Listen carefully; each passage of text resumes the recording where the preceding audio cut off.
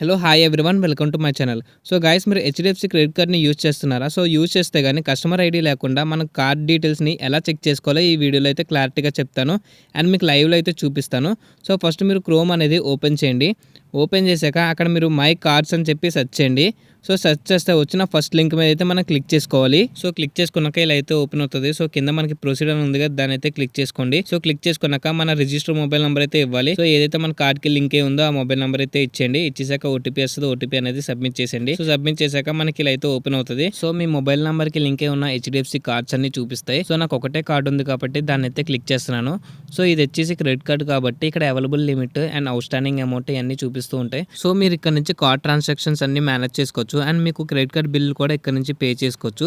So దీని గురించి మరీ డీటెయిల్‌గా కావాలంటే కామెంట్ చేయండి. దీనికోసం సెపరేట్‌గా ఒక వీడియో అయితే చేస్తాను. సో వీడియో అయితే ఇంతే గైస్. వీడియో గాని నచ్చితే లైక్ చేయండి. ఇలాంటి వీడియోస్ కోసం మన ఛానల్‌ని సబ్స్క్రైబ్ చేసుకోండి. బాయ్.